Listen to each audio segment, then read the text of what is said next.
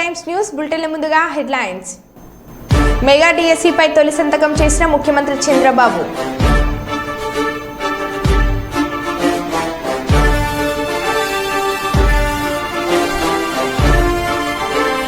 Bus ఆపలేదని బస్సుకు అడ్డంగా కూర్చొని మహిళ నిరసన.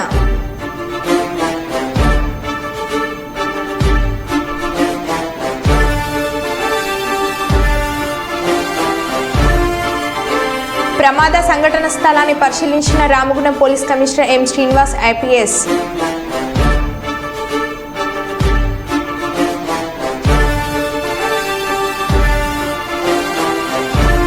ముస్లిం సోదరీమణులకు బక్రీద్ పండుగ సందర్భంగా తోఫా పంపిణీ.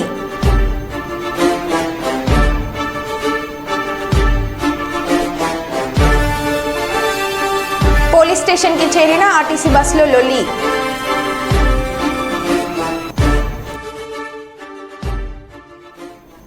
ఇక వివరాల్లోకి వెళ్తే జోహారాపురం 18వ వార్డు నందు ఉన్న పునీత ఆంథోనీ వారి ఆర్సీఎం దేవాలయంలో ఆంథోనీ వారి పండుగ మహోత్సవాలలో మన కర్నూలుకు నూతనంగా ఎన్నుకోబడిన పీఠాధిపతులు రేవంటెన్ గోరట్ల జాన్సన్ ఓసీడీ దివ్యబలి పూజ సమర్పించారు. ఇందులో గురువులు మరియు కన్యశ్రీలు మరియు విచారణ గురువు ఫాదర్ ఆంటోనీ మరియు సంఘ పెద్దలు మరియు ఆంటోనీ వారి భక్తులు పాల్గొన్నారు.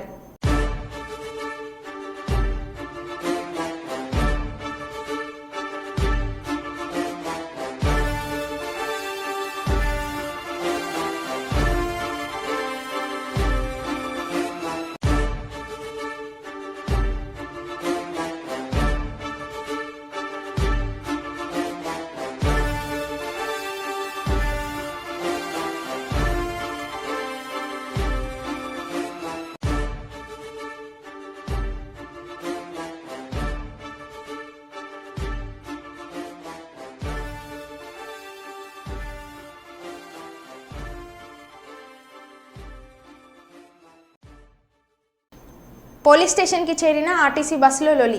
మంచిర్యాల నుండి కరీంనగర్ వెళ్లే బస్సులో విపరీతంగా రద్దీ ఉండడంతో ఒక మహిళ బస్సు మెట్ల మీద నిలబడింది. ఆర్టీసీ కండక్టర్ వద్దని వారించినా ఆ మహిళ వినకపోవడంతో చొప్పదండి పోలీస్ స్టేషన్కి తీసుకొచ్చి చెప్పించాల్సి వచ్చింది.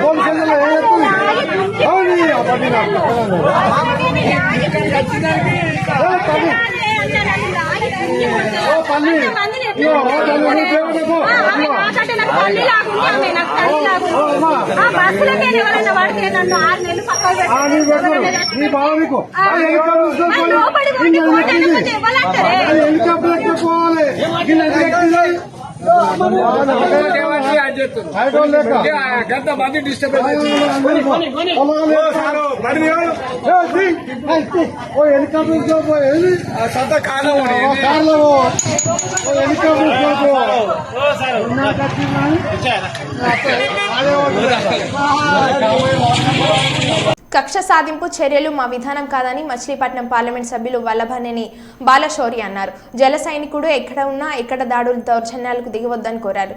గత ప్రభుత్వంలో జన సైనికులను ఇబ్బందులకు గురిచేసిన వారిని చట్ట ప్రకారం చర్యలు తీసుకుంటామన్నారు. మచిలీపట్నం పార్లమెంట్ను అన్ని విధాల అభివృద్ధి పరచడమే తన లక్ష్యం అన్నారు. ఈ జన సైనికులందరికీ కూడా నేను ఒక విజ్ఞప్తి చేస్తా ఉన్నాను. మన పద్ధతి వేరు, మన వ్యవహార శైలి వేరు. ఎక్కడ అనవసరంగా దౌర్జన్యాలు మీరు చేయొద్దు, దాడులు చేయొద్దు. వాళ్ళు చేసినటువంటి తప్పులు ఏదైతే ఉన్నాయో చట్టపరంగా ఆ డిపార్ట్మెంట్లు చర్యలు తీసుకుంటారు. ఎవరు కూడా చట్టాన్ని చేతిలో తీసుకోవద్దని చెప్పేసి నేను మనవి చేస్తా ఉన్నా. వాళ్ళు చేసినటువంటి అరాచకాలు మనం చేయొద్దు. పవన్ కళ్యాణ్ గారు కూడా ఈ విషయం గురించి స్పష్టంగా చెప్పారు. మనం ఒక క్రమశిక్షణ కలిగినటువంటి జన సైనికులుగా, కార్యకర్తలుగా మనం ప్రవర్తించాలనేటువంటిది ప్రతి ఒక్క జన సైనికుడిని నేను కోరుతా ఉన్నాను. అందరం కాన్సన్ట్రేట్ చేయాల్సింది అభివృద్ధి మీద. అదే రకంగా ప్రజలకు ఉన్నటువంటి సమస్యలు, ప్రధానమైనటువంటి సమస్యల మీద మనం అర్థం చేసుకొని ఆ సమస్యలను పరిష్కరించడానికి గెలిచిన అభ్యర్థులందరం కూడా కృషి చేయాలి. పవర్ ఫైనాన్స్ కార్పొరేషన్ ద్వారా లోన్ తీసుకొచ్చి పోర్టుని డెవలప్ చేస్తూ ఉన్నాం. ఒక 1.5 yearsలో నాకు తెలిసి ఆ పోర్టును కంప్లీట్ చేసి దాన్ని ఇక్కడ ప్రజలకు అంకితం చేస్తాం, జాతికి అంకితం చేస్తాం.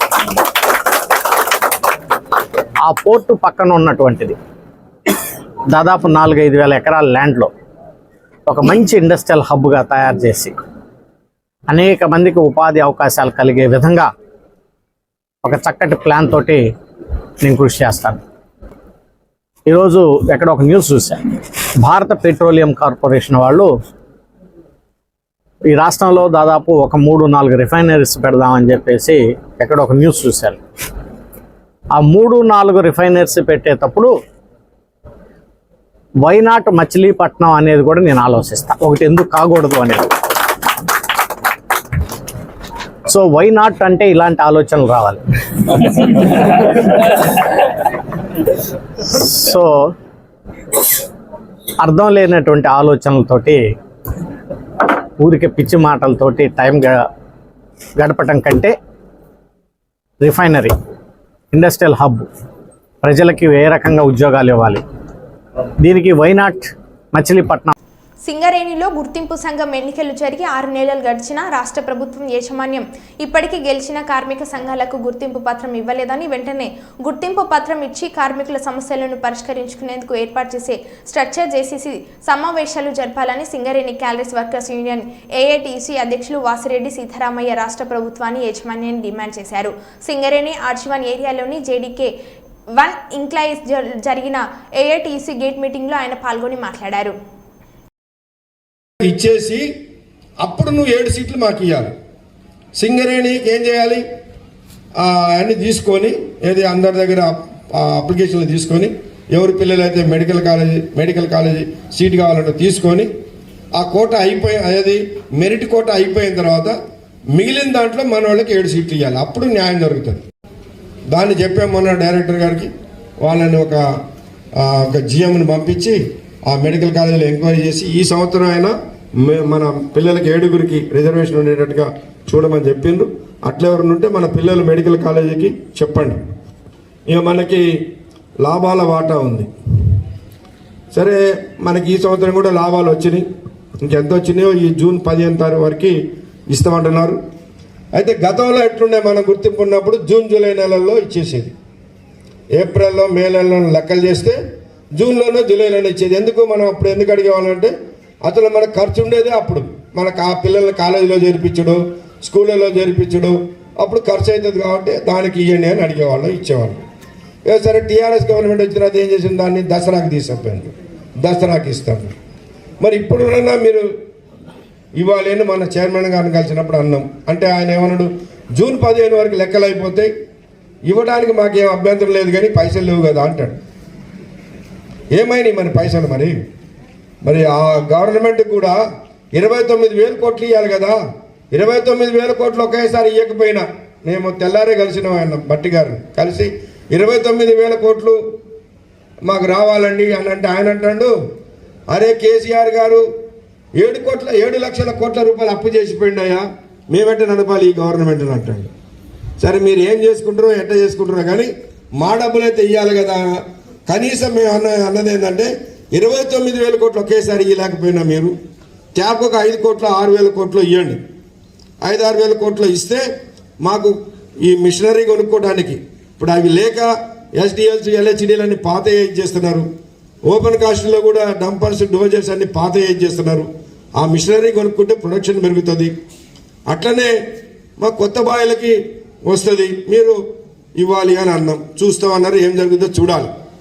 ఆ డబ్బులు ఏదైనా చేసైనా చెప్పినాం చైర్మన్ గారికి, మీరు ఈ లాభాల వాటా ఈ జూన్ జూలై నెలల్లో ఇవ్వండి, ఇస్తే కార్మికులకు కూడా ఖర్చులు కలిసి వస్తుందని చెప్పినాం. ఆ లాభాల వాటా కూడా పైన సంవత్సరం కంటే బహుశా కొంచెం ఎక్కువే వస్తుంది, ఎందుకంటే అంతకు ముందు కంటే కొద్ది లాభాలు ఎక్కువే ఉన్నాయి. కాబట్టి ఆ విధంగా మనకి ₹1,00,000 పైనే ఆ లాభాల వాటా కూడా వస్తుంది. అవి కూడా తొందరగా చేసుకోవాలి. మన పద్ధతిలో మనం పనిచేద్దాం. ఏది ఉన్నా మేము ఒకటే గుర్తుపెట్టుకోండి, మనం గెలిచినా పాత రోజుల్లో మీరు చూశారు, గెలిచినా కార్మికులతోటే ఉన్నాం, కానీ మేము గుర్తింపు సంఘం, మేము మేనేజ్మెంట్ పక్షాన అనే సమస్య ఉండనే ఉండదు. మనం కార్మికుల పక్షానే ఉంటాం. ఏ సమస్యలు వచ్చినా మనకు తీసుకురండి. యాజమాన్యంతో కొట్లాడటానికి సమ్మె నోటీస్ ఇచ్చి సమ్మె చేయడానికి కూడా వెనక్కి పోం. మేము ఆ యూనియన్ లాగా ఆ విధానంలో ఉండదు. దయచేసి మీరు అందరూ కూడా చేయాలని, అవసరమైతే అందరం కలిసి, ఇప్పుడు మనం ఎలక్షన్లప్పుడే సంఘాలు, నీది ఆ సంఘం, నాది ఈ సంఘం, ఇంకొక ఆయన ఇంకో సంఘం అనుకున్నాం. ఏదో ఓట్లు వేసుకున్నాం, ఎవరు గెలిచిందో వాళ్ళు గెలిచిండ్రు, ఎవరు పోయింది పోయింది. ఇప్పుడు అందరం కలిసి ఉంటేనే మేనేజ్మెంట్ ఇది అయ్యేది. మళ్ళీ ఇప్పుడు మనం సంఘాలు భేదం పెట్టుకుంటే మేనేజ్మెంట్కి అవకాశం ఉంటుంది. వీళ్ళని చీలిక చేసి వాడు చేసే పద్ధతులు చేస్తాడు. కాబట్టి మనం అందరం కలిసి కొట్లాడదాం. మాకేం అభ్యంతరం లేదు, అన్ని సంఘాలను కలుపుకొని కూడా పోతాం అవసరం వచ్చినప్పుడు.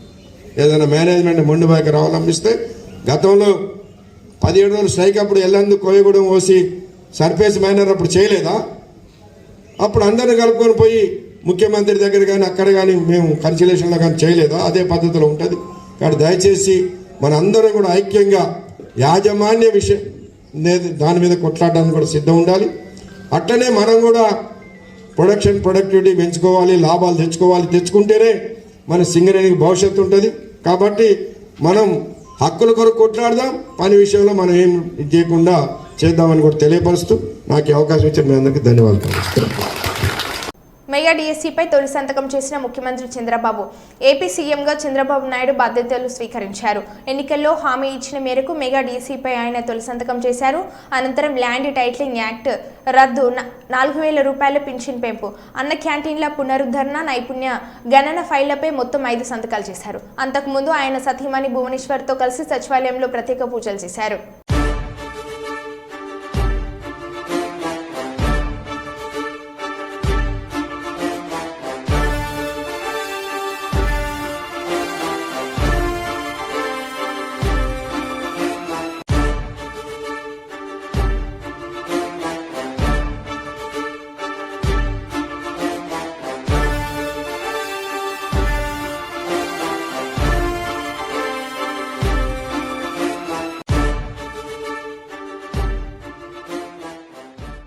కరీంనగర్ జిల్లా కలెక్టర్కు వినతి పత్రం. తెలంగాణ మైనార్టీ రెసిడెన్షియల్ స్కూల్లో పనిచేస్తున్న అవుట్సోర్సింగ్ ఎంప్లాయీస్ సోర్సింగ్ పద్ధతిలోనే కొనసాగించాలని మరియు గతంలో వచ్చిన విధంగానే రీఓపెనింగ్ సర్క్యులర్ జారీ చేయాలని మైనార్టీ సెక్రటరీ మేడంను మరియు జిల్లా కలెక్టర్ని వేడుకున్నారు. Telangana minority residential outsourcing non teaching employees, plumber cum electrician, house keeping, security guard ఉద్యోగులు గత 9 సంవత్సరాల నుండి అవుట్సోర్సింగ్ పద్ధతులనే పనిచేస్తున్నారు. 2024-2025 విద్యా సంవత్సరానికి అవుట్సోర్సింగ్ పద్ధతిని రద్దు చేస్తున్నామని ప్రిన్సిపల్ వేధిస్తున్నారు మరియు చెక్కుల రూపంలో జీతాలు ఇస్తామంటున్నారు. మాకు అవుట్సోర్సింగ్ పద్ధతిలోని కొనసాగించాలని తెలియజేస్తున్నామని అన్నారు. గత 4 సంవత్సరాల నుండి మాకు 11 నెలల జీతాలు మాత్రమే ఇస్తూ 45 రోజులు టర్మినేట్ చేస్తున్నారు. మాకు 12వ నెల జీతం ఇప్పించగలరని వేడుకుంటున్నాము. ఇలా చేయడం ద్వారా 4,000 కుటుంబాలు జీతాలు లేక రోడ్డున పడ్డ తీవ్ర ఇబ్బందులు గురవుతున్నామని అన్నారు. చాలని జీతాలతో పనిచేస్తూ కుటుంబం సమయం కేటాయించలేకపోతూ మేము ప్రతిరోజు 12 గంటలు పనిచేస్తున్నాం. 8 గంటలు పనిచేసేలా సర్క్యులర్ జారీ చేయాలని అధికారులను వేడుకుంటున్నామని వారు అన్నారు.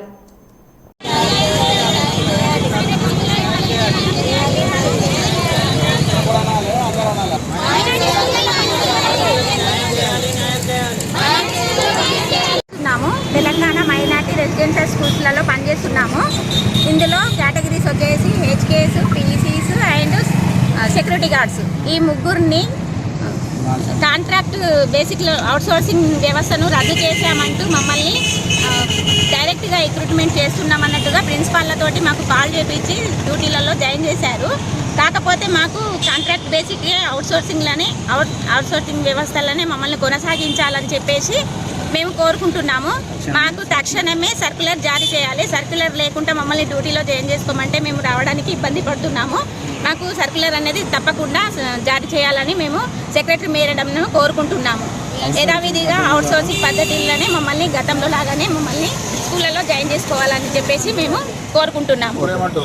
ఇప్పుడు ఏమంటున్నారంటే మమ్మల్ని డైలీ వైజ్ కూలీలుగా పని చేయాలని చెప్పేసి మమ్మల్ని ఇబ్బంది పెడుతున్నారు. డైలీ వైజ్ కూలీలుగా మమ్మల్ని రిక్రూట్మెంట్ చేయాలని చెప్పేసి మేడం చెప్పారని చెప్పేసి మాకు సార్లు చెప్తున్నారు, ప్రిన్సిపల్ సార్స్ అందరూ చెప్తున్నారు. మమ్మల్ని అవుట్సోర్సింగ్ యథావిధిగా గతంలో ఏ రకంగా జరిగిందో అదే రకంగా మమ్మల్ని యథావిధిగా డ్యూటీలో జాయిన్ చేసుకోవాలని చెప్పేసి మేమందరం కోరుకుంటున్నాము. నా పేరు అక్కపల్లి శ్రీకాంత్ అండి. నేను మైనార్టీ రెసిడెన్షియల్ పాఠశాలలో 2016 నుంచి వర్క్ చేస్తున్నాము. అప్పటి నుంచి మమ్మల్ని అవుట్సోర్సింగ్ ఎంప్లాయీస్గా తీసుకొని ఇప్పుడు గత 20 రోజుల నుంచి ఆరు సంబరాలకు రాగానే మమ్మల్ని పక్కన పెట్టేసి 1 మంత్ నుంచి శాలరీస్ ఇవ్వకుండా, ఇప్పుడు సర్కులర్ మళ్ళీ ఇష్యూ చేయకుండా, ఎంప్లాయీస్ స్కూల్కి పోతే కూడా స్కూల్కి రానివ్వకుండా మిమ్మల్ని పక్కన పెట్టినాం, మీకు చెక్ పద్ధతిలో శాలరీస్ ఇస్తాం అని చెప్పేసి మమ్మల్ని పక్కన పెట్టేసి, మా చెక్ పద్ధతి వద్దు, మాకు చెక్ పద్ధతి వద్దు, ఎప్పటిలాగానే మాకు అకౌంట్లో శాలరీస్ ఇవ్వాలి, అవుట్సోర్సింగ్ లాగానే కంటిన్యూ చేయాలి. లేదు మేము అవుట్సోర్సింగ్గా కూడా కంటిన్యూ చేయొద్దని అనుకుంటే మాకు డైరెక్ట్ సొసైటీ నుంచి మైనార్టీ సొసైటీ నుంచే శాలరీస్ ఇవ్వాలి. మమ్మల్ని మాత్రం మాకు హెల్ప్ చేయాలని చెప్పేసి మా సెక్రటరీ మేడం కోరుకుంటున్నాము. రేవంత్ రెడ్డి గారిని కూడా కోరుకుంటున్నాము. మాకు శాంక్షన్ పోస్ట్ చేయాలి. మాకు ఇప్పుడు కొంతమందిని మా ఎంప్లాయీస్ని ఒక మూడు డిజిగ్నేషన్లను మాత్రమే, వార్డన్లను, మన ఓఎస్లను, డిఓలను మాత్రమే శాంక్షన్ పోస్ట్ చేసి మమ్మల్ని హెచ్కేలను, సెక్యూరిటీ గార్డులను, మన పీసీఈలను వీళ్ళని మాత్రం నాన్ శాంక్షన్ పోస్టులు అని చెప్పేసి మమ్మల్ని పక్కన పెట్టేసారు. మాకు శాలరీస్ కూడా పెంచలేదు. 2016 నుంచి ఇప్పటి వరకు అదే 12,000 శాలరీలు, 10,000 శాలరీలతో పనిచేస్తున్నాము. మాకు శాలరీస్ పెంచాలి, పిఆర్సీ వర్తించాలి, 30% పిఆర్సీ వర్తించాలి, ఏరియర్స్ కూడా ఓకే చేసి మమ్మల్ని శాంక్షన్ పోస్టులుగా చేసి మా కార్మికులను గుర్తించాలని మేము కోరుకుంటున్నాము. పేరు అల్కపల్లి శ్రీకాంత్. ఏంటి మీరు? సెక్యూరిటీ కాదా? వరంగల్ బస్టాండ్ నుండి నెక్కొండ మహబాద్ వెళ్లే ఆర్టీసీ బస్సులో ఒక మహిళ తన 2 కుమార్తెలను ఎక్కించారు. దివ్యాంగుడైన కుమార్ని లోపలికి ఎక్కించేందుకు సదరు మహిళ కిందకు బస్సు దిగగా బస్సు డ్రైవర్ ఆమె ఎక్కక ముందే బస్సును పోనిచ్చాడు. దీంతో ఆ మహిళ ఆటోలో బస్సు వద్దకు వచ్చి రోడ్డుపై బస్సుకు అడ్డంగా కూర్చొని నిరసన వ్యక్తం చేసింది.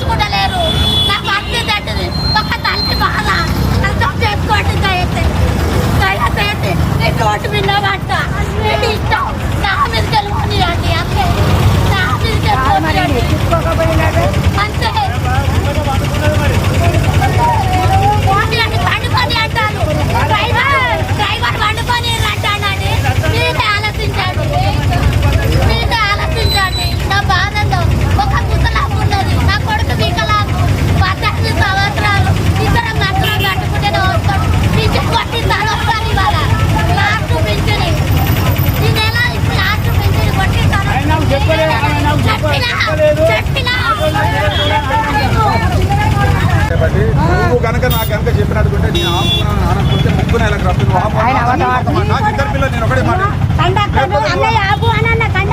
లేకపోతే నేనన్నా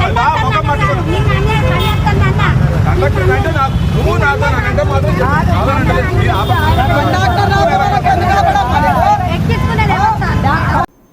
మాజీ సీఎం జగన్ వైసీపీ ఎమ్మెల్సీలతో సమావేశం నిర్వహించారు.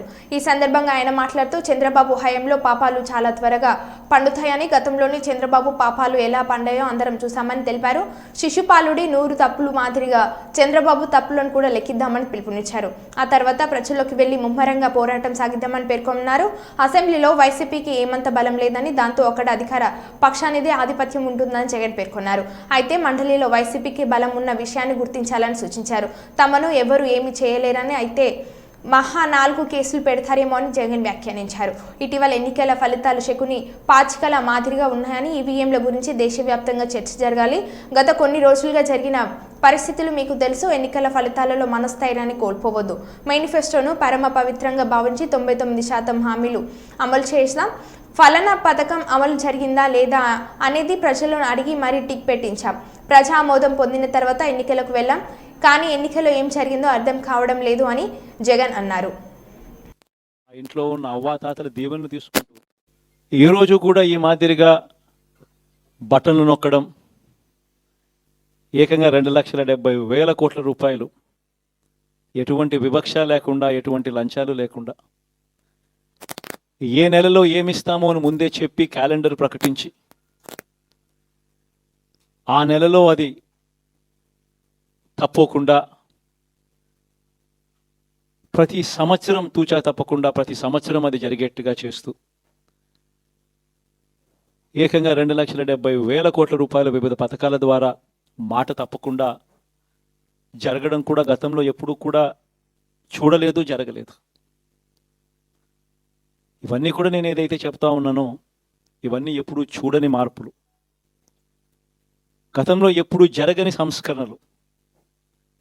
విద్యారంగంలో అయితేనేమి, వైద్య రంగంలో అయితేనేమి, వ్యవసాయ రంగంలో అయితేనేమి, సామాజిక న్యాయం అంశంలో అయితేనేమి, మహిళా సాధికారత అంశంలో అయితేనేమి, గవర్నెన్స్ విషయంలో అయితేనేమి ఎప్పుడూ జరగని చూడని సంస్కరణలను కూడా తీసుకొచ్చాం. ఇవన్నీ నేను ఏదైతే చెప్తా ఉన్నానో ఇవన్నీ మనం చేసి చూపించి ప్రజల మన్ననలు పొందిన తర్వాతే ఎన్నికలకు వెళ్ళాం. ఎన్నికల్లో ఏమైందో తెలీదు. 5 సంవత్సరాలు కళ్ళు మూసుకుంటే సార్ అయిపోయింది. 5 సంవత్సరాలు మళ్ళీ 2024 నుంచి 2029 కూడా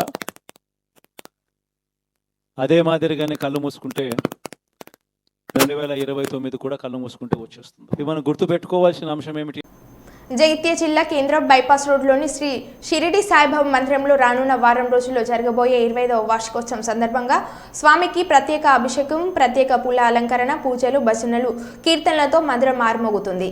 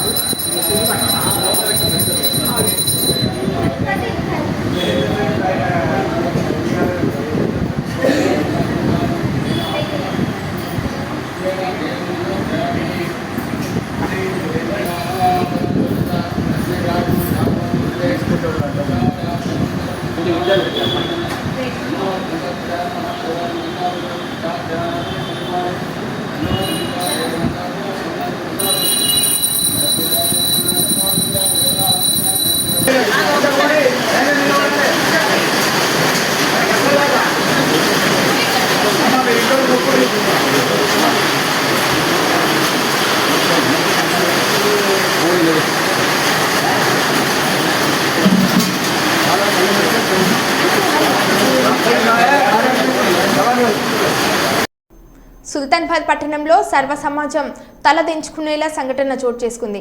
సుల్తానాబాద్ పట్టణంలోని ప్రముఖ రైస్ మిల్లులో పనిచేసే మిల్లు డ్రైవర్ల 6 ఏళ్ల చిన్నారిని కిడ్నాప్ చేసి మానవ ముగ్రంలా అఘాయిత్యం చేయడంతో పాప మృతి చెందింది. ఈ సంఘటన దృశ్యాలు సీసీ ఫుటేజ్లో నమోదయ్యాయి. పోలీసులు కేసు నమోదు చేసి దర్యాప్తు చేస్తున్నారు.